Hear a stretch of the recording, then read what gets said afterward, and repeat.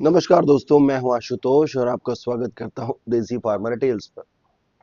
दोस्तों, मालवा के तपते पठारों और काली मिट्टी की उस धरती पर जहां गर्मियों की धूप पत्थरों को भी पिघलाने की ताकत रखती है, वहां सदियों से एक ऐसी नस्ल ने अपनी एक सल्तनत कायम की है जिसे दुनिया मालवी गाय के नाम से जानती है और पूजती है।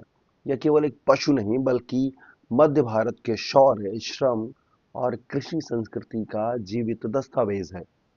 इसका इतिहास उज्जैन के परमार राजाओं से लेकर मालवा के सुल्तानों और इंदौर के होलकर शासकों तक फैला हुआ है। जब युद्ध के मैदानों में तोपें खींचनी हो या काली मिट्टी में गहरे हल चलाने हो, तब एक ऐसी शक्ति की आवश्यकता होती थी जो कम पानी, तीखी धूप और लंबे श्रम में भी न थके। और यही भूमिका निभाई मालवी गाय और उनके बलशाली बैलों ने। स्थानीय लोग इसे स्नेह से मथनी या फिर महोदयपुरी भी कहते हैं। इसका सफेद से हल्का भूरा रंग केवल सौंदर्य नहीं बल्कि एक प्राकृतिक थर्मल शील्ड की तरह काम करता है। भारतीय पशु अनुसंधान संस्थानों के अध्ययनों के अनुसार यह रंग सूर्य की किरणों को परावर्तित करता है, जिससे शरीर का तापमान नियंत्रित रहता है और हीट स्ट्रेस न्यूनतम होता है इन गायों में। वैज्ञानिक दृष्टि से मालवी गाय की शारीरिक संरचना एक एथलीट की तरह होती है। मजबूत कंधे, लंबी टांगें और संतुलित शरीर। एक वयस्क गाय का जो वजन है मालवी गायों में, वह 350 से लेकर के 450 किलो तक का होता है, जबकि बैल 500 से लेकर के 600 किलोग्राम तक के देखे जाते हैं। ये शक्तिशाली शरीर के स्वामी होते हैं और सांख्यिकीय रूप से भी मालवी जो गाय है एक ड्राफ्ट ब्रीड यानी कि एक भारवाहक नस्ल के तौर पे पहचानी जाती है। दूध का उत्पादन भले ही प्रति दूध काल 600 से लेकर 900 किलोग्राम के बीच हो, लेकिन इसके दूध में 4% से अधिक वसा और A2 बीटा केजिन प्रोटीन की उपस्थिति इसे पोषण और औषधीय दृष्टि से अत्यंत मूल्यवान बनाती है। यही कारण है कि आयुर्वेदिक चिकित्सकों और देसी घी उत्पादकों के बीच इसकी मांग लगातार बनी रहती है और बढ़ भी रही है। इसके प्रजनन चक्र पर नजर डालें तो पहली बार बछड़ा देने की आयु 40 से लेकर 50 महीनों के बीच होती है और दो बछड़ों के बीच का जो अंतराल है वह 420 से लेकर 540 दिनों तक का रहता है। वैज्ञानिक इसे मालवा की शुष्क जलवायु के अनुरूप एक आदर्श जैविक संतुलन मानते हैं, जहाँ शरीर पहले स्वयं को सुरक्षित करता है, फिर उत्पादन करता है। पोषण के स्तर पर मालवी गाय शोधकर्ताओं के लिए एक अनूठा उदाहरण भी है। इसका पाचन तंत्र इतना सुदृढ़ है कि यह सोयाबीन के सूखे डंठल या फिर कठोर भूसा और निम्न गुणवत्ता वाले चारे को भी पचाकर उच्च गुणवत्ता का गोबर और गौमूत्र प्रदान करती हैं। यही जैविक खाद मालवा की प्रसिद्ध काली मिट्टी यानी कि रेगर सायल की उर्वरकता बनाए रखने का सबसे सशक्त प्राकृतिक संसाधन आज तक रही है।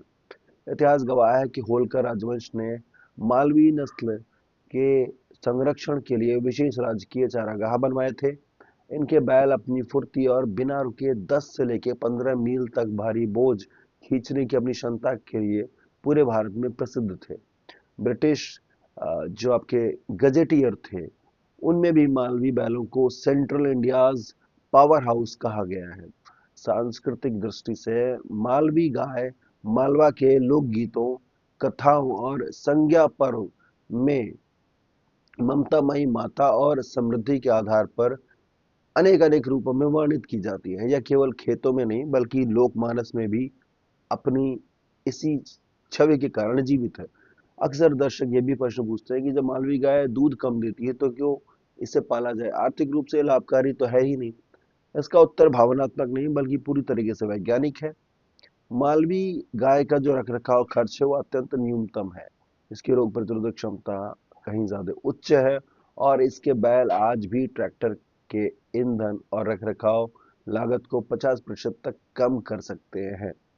दूसरा बड़ा सवाल इसकी सहन शक्ति को लेकर होता है। आईसीआर और मध्य प्रदेश के पशुपालन विभाग के अध्ययन बताते हैं कि मालवी गाय 45 डिग्री सेल्सियस तक के तापमान में भी बिना तनाव के चर सकती है, जलवायु परिवर्तन और ग्लोबल वार्मिंग के दौर में इसे फ्यूचर रेडी इंडिजिनियस ब्रीड माना जा रहा है। आज भारत के या फिर भारतीय सरकार के राष्ट्रीय गोकुल मिशन, राष्ट्रीय पशुधन संरक्षण योजना और मध्य प्रदेश के राज्य स्तरीय मालवी ब्रीड सुधार कार्यक्रम के तहत इसके संरक्षण और शुद्ध प्रजनन के लिए ब्रीडिंग सेंटर्स स्थापित किए जा रहे हैं। देवास, उज्जैन और धार जिलों में किसानों को शुद्ध नस्ल के बैल, कृत्रिम गर्भाधान सुविधा और वित्तीय प्रोत्साहन उपलब्ध कराए जा रहे हैं।